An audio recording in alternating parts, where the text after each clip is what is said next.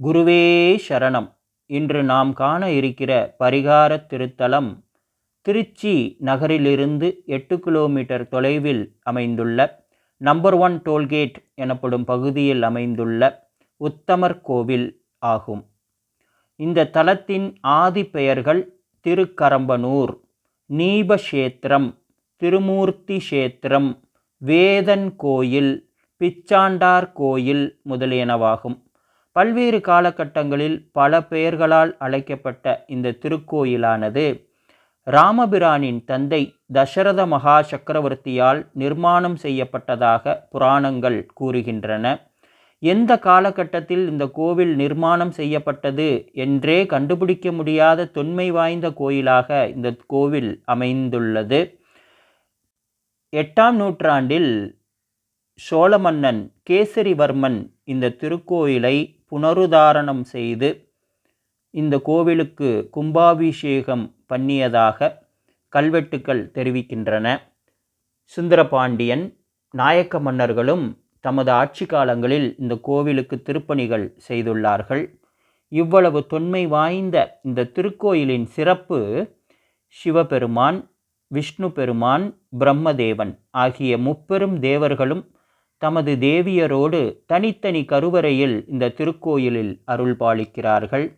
மேலும் சிவகுருவான தட்சிணாமூர்த்தி, பிரம்மகுரு எனப்படும் பிரம்மதேவன், விஷ்ணுகுருவான வரதராஜ பெருமான், ஞானகுருவான முருகப்பெருமான், சக்தி குருவான அன்னை துர்காம்பிகை, தேவகுருவான பிரகஸ்பதி, அசுரகுருவான சுக்கராச்சாரியார் ஆகிய சப்தகுருக்கள் அருள்பாலிக்கின்ற ஒரே திருத்தலமாக இந்த திருக்கோயில் திகழ்கிறது.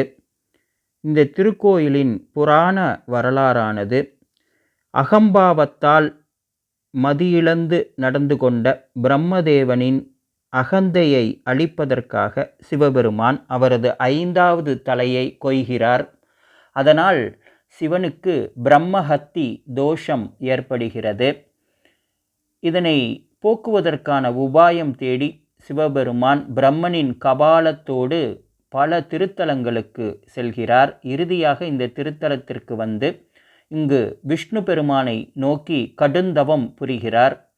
சிவபெருமானுக்கு புருஷோத்தம பெருமாள் காட்சி தந்து அவருடைய பிரம்மஹத்தி தோஷம் நீங்குவதற்கான உபாயத்தையும் வழிகாட்டுதலையும் அருள்கிறார்.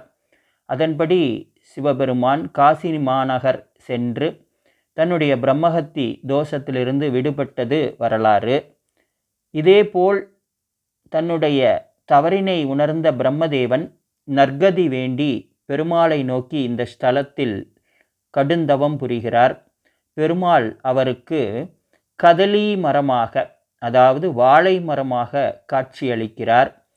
அந்த வாழை மரத்தை பல வருடம் பூஜிக்கிறார் பிரம்மதேவன்.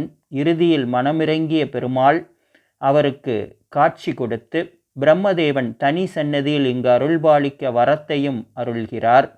இவ்வாறாக சிவபெருமான், விஷ்ணு பெருமான், பிரம்மதேவன் ஆகிய முப்பெரும் தேவர்களும் அருள்பாலிக்கின்ற ஒரே தலமாக இந்த தலம் அமைந்துள்ளது. மேலும் சப்தகுருக்கள் அருள்பாலிக்கின்ற தலமாகையால் இது மாபெரும் குரு பரிகார தலமாக திகழ்கிறது. ஜாதகத்தில் குரு பகவானின் அருள் பெற வேண்டியவர்கள் வழிபட வேண்டிய திருக்கோயிலாக இது அமைந்துள்ளது. இங்கு குரு பெயர்ச்சி மிக சிறப்பாக ஒவ்வொரு குரு பெயர்ச்சி காலங்களிலும் கொண்டாடப்படுகிறது. குழந்தை பாக்கியம் வேண்டுபவர்கள் இந்த திருக்கோயிலில் உள்ள தசரத மகாலிங்கம், அதாவது தசரத மகா சக்கரவர்த்தி ராமபிரானை மகனாக பெற வேண்டி இந்த திருக்கோயிலில் அமைந்துள்ள தசரத மகாலிங்கத்தை வழிபட்டு அந்த ராமபிரானை மகனாக பெறுகின்ற பேற்றினை பெற்றதாக புராணங்கள் தெரிவிக்கின்றன. ஆகவே அந்த தசரத மகாலிங்கத்தை அபிஷேகம் செய்து பெயர் நட்சத்திரம் கூடி வழிபடும் தம்பதியருக்கு மழலை செல்வம் அமைவது திண்ணம்.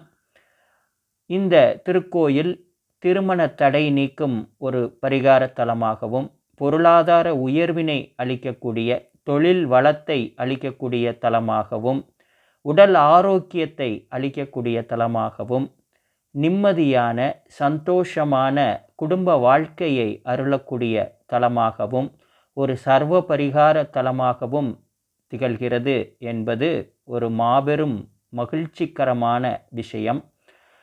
இந்த திருக்கோயிலில் பெருமாளுக்குரிய அனைத்து விசேஷங்களும் மிக சிறப்பாக கொண்டாடப்படுகிறது. குறிப்பாக பிரம்மோற்சவம் புரட்டாசி மாதத்தில் நடைபெறுகிறது.